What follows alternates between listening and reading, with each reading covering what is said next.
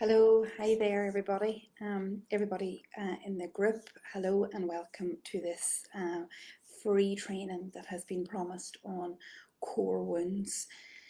So, in this free training, what we're going to look at is we're going to look at what is a core wound, how to spot them, why they are so important in understanding and therapeutic practice, and what needs to happen for them in order for them to dissolve primarily.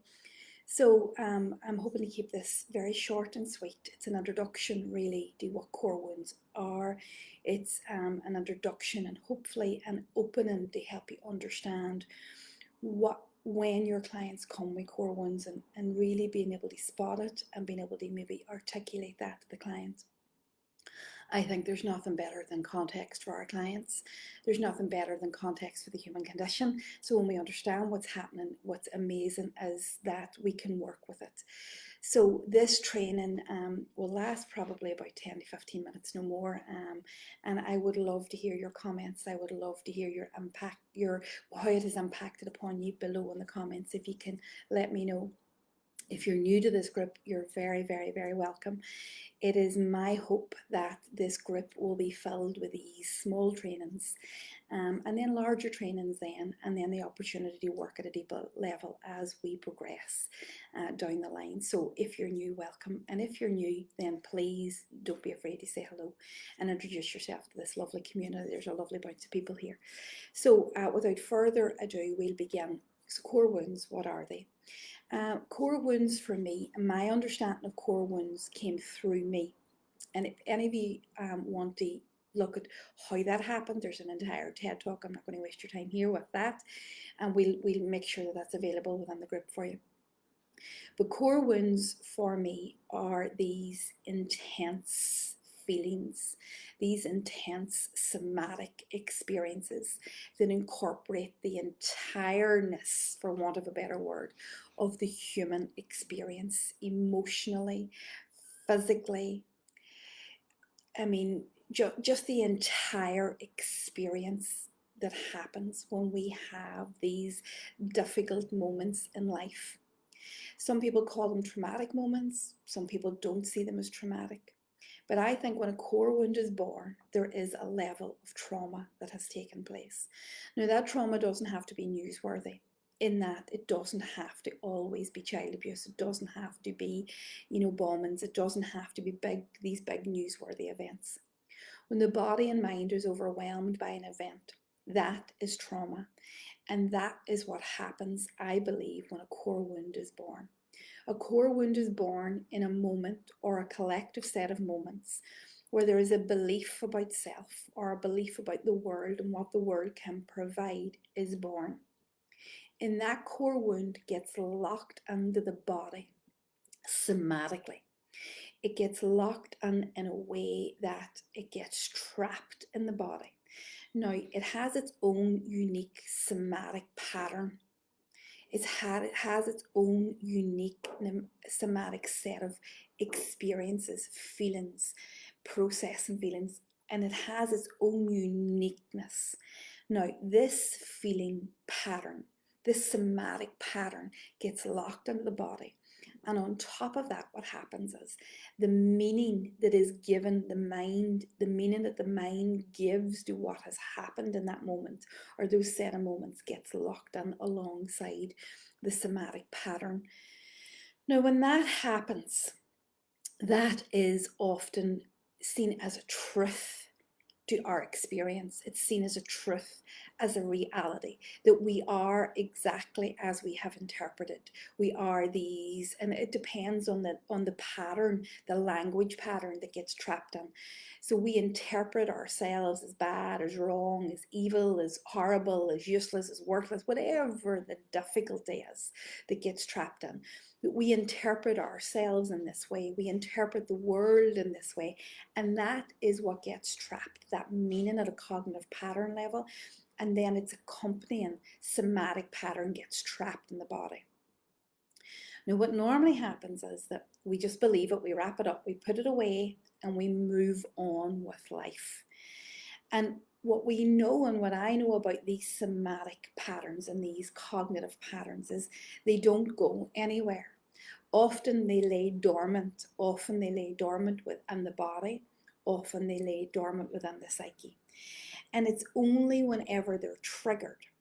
And here is the difficulty with core wounds. Core wounds are seldomly triggered fully in the way that they were born. That is to say, that if your core wound was just, for example, useless, it doesn't have to be triggered in the fullness of uselessness as an external experience. It can just be slightly triggered. You can sometimes we can just even be near useless or the fear of useless to have the entire experience rebirthed again.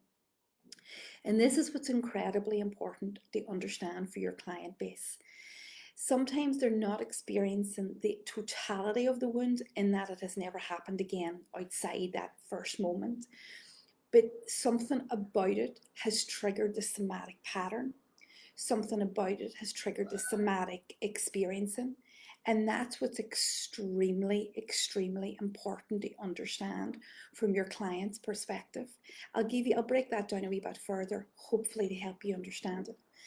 If the somatic pattern was born with 5 or 6 physical symptoms and emotions, like maybe whooshing in the body, maybe pins and needles, maybe a deep sense of pain in the body, maybe in the tummy, and maybe another few difficult emotions alongside it, like shame or blame. Any one of those parts of that somatic pattern that would be triggered would cause the entire pattern to trigger again. And that's what is so confusing for our clients, is that it's not the same in its entirety as the first time it happened.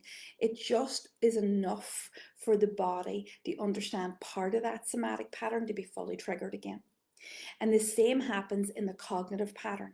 If the cognitive pattern in any form or fashion is triggered, so if uselessness is felt or understood, or may even be a part of the future understanding, then the body responds in the same way, in a total way, even if uselessness is a possibility and not a reality. I hope this is beginning to make sense. It's complicated, but it's not as well. It's quite profound. It's really, really, really important to understand.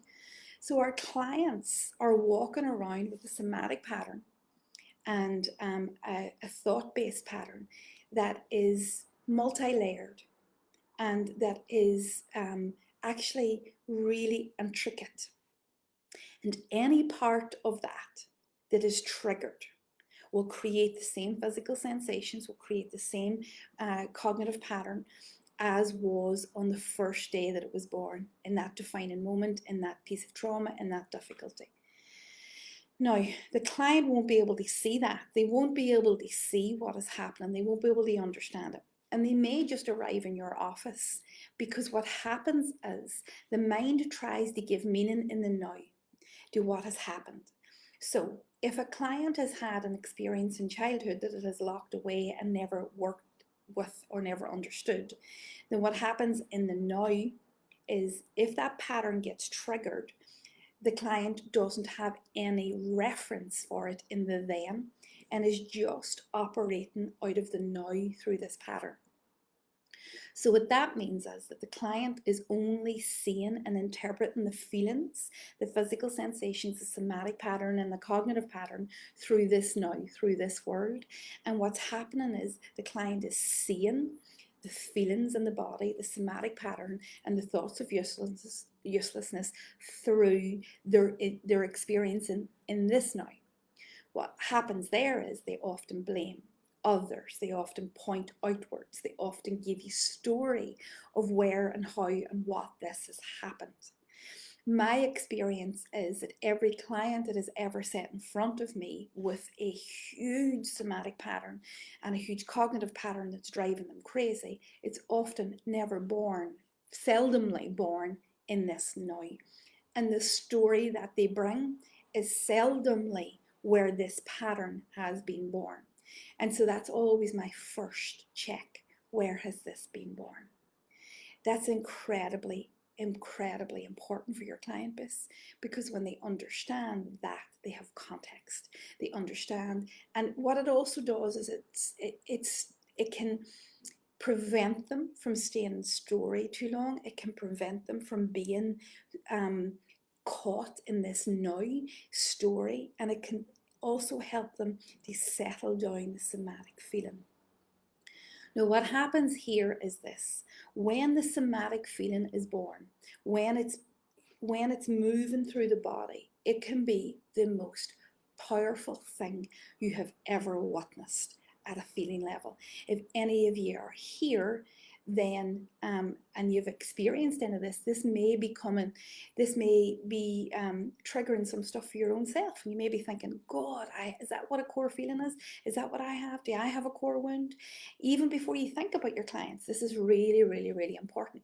Now, what happens is that whenever these wounds, as I call them, are activated, are awakened, what happens is the mind goes into free fall and the body is just trying its best to pull away from it. And these are when the most difficult behaviours arise, because we'll do anything. You see, the mind is set up to protect you from this stuff, not to deepen into it, but to protect you, to move away, to push it away, to shove it away. This is where the defences kick in. This is where all the old defences, and this is where all the old behaviours kick in or new behaviours begin. So often our clients will come with a lot of behaviours, a lot of moving, a lot of soothing, a lot of protecting themselves from this wound.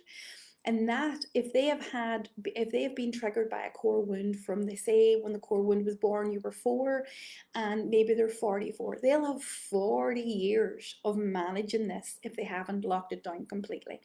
And in that 40 years of managing, they have maybe been to multiple therapists. They have maybe been in and out of therapy and never really been able to put their finger on the source of the wound. And also what they will have is they will have a mistrust of that inside themselves. And they'll also have a lot of management behaviours and a lot of defences around that. And that can be quite difficult for the client, because they don't want to be there. They want to be able to heal what is underneath it. And that is the work of the clearing system, I suppose, that we dig deep and underneath, guide the client back to the source and heal it from the source, because that is often what is wrong with our current mental health system. That what we do to our clients and to ourselves is we teach people to manage it, to soothe it, to move it, to trigger hunt, as I call it, or trigger manage. We are not looking to manage. It is impossible, literally impossible, to manage the triggers of a core wound, because they are so intricate. And often what happens is that one somatic feeling mimics another. And so it's an impossibility, and it's too difficult to go trigger hunting and try to stop the sources of triggers. That is a minefield for our clients. The best thing that we can do is bring them back into the body, bring them back into the source, bring them back into the difficulty within. And we've talked about that. You'll have seen the training and here on helping clients move back into themselves, the different processes of healing. We get the client back in, and what we do is we start to work in the core wound itself and dissolving from the inside out. We're not interested in the behaviours that are the products that come from the wound, because that's all the behaviours are, products of the wound. We're not interested in that. We're only interested in getting to the source and the site of the wound, so that what we can do is that we can hear it. We can hold it long enough to dissolve it, both somatically and cognitively. If we don't have an embodied approach to core wounds, then we can't get at it. My preferred way of doing this is to do it somatically first. The reason that I work somatically first when I'm working in clinical practice is because if I can dislodge the emotional content and the fragments of the emotional content, the somatic content, the thought has nowhere it has nowhere to hook onto. So it has no emotional content to hook onto. So often when I'm working, 99% of the time, I'll work somatically first. in order to dislodge the feeling, the relief of dislodging the feeling, the relief of what I call treating the wound. Can you imagine if you have 40 years of feeling this feeling, of being overwhelmed by the feeling, of having behaviors that protect the feeling, that move the feeling? Can you imagine what that will be like? To be able to stop that, to soothe that, to get out of that in lightning speed, and then to dissolve it for the rest of your days. So that's how I work. But this training, I suppose, is about awareness for you. It's about you seeing that your client is often operating out of core wounds. How can we tell? The pain is severe. Their inability to sit close to it is severe. It has both a somatic and cognitive pattern that is very, very, very alive in the body, and the client is scrambling really, really, really difficultly to get away from it as best it can. Also, another indicator that this is a core wound is that the client has seen this time and time and time and time again, that it's not a new thing. If you ask a client, is this familiar? They'll say yes, and they'll be able to pinpoint exactly how familiar it is. It's an incredible process. So these are the indicators that our clients are working in core wounds. These are the indicators that no matter how much you try to manage their triggers, or how much you try to get them to think differently, or move differently around a core, or around their issue, that they can't, because it's their body that's leading the way. These are the indicators. And often when we are employ tactics like this in clinical practice, what we do is that we stop the client in process, and that's what happens. They then leave the therapeutic process because the deepening isn't happening for them. So just to recap again, core wounds come from the past. They are embedded in the body. They are embedded in the body and in the mind, and they tell a story, a narrative, a negative narrative about who we are and what this world has to offer. They often lay dormant until triggered, and when they're triggered, it's not the fullness of them that are triggered. Often it's just somatic pieces that are triggered. That's enough. One tiny somatic part of the trigger is enough to trigger the entire wound. That they're often old patterns, and that the client knows that they aren't of this now, that they have been managing these for a long time. And the client will do anything, and often has done anything, to get away and get out of these wounded parts. Hopefully that wee short snippet will help you understand what is happening for your client, give you more empathy, and maybe even begin to open up the conversation with your client about these wounds. So my hope is this helps you understand yourself better and understand your client base better. If you've any questions, put them down below. I'd love to hear what you thought about that. There's a lot on that for about 15 minutes, and 15 or 20 minutes, whatever it was. So hopefully that was enough for you, and I'm looking forward to seeing you for some more training next week, because we're going to bring you more training every single week like this. So see you all soon, and I hope you enjoyed it.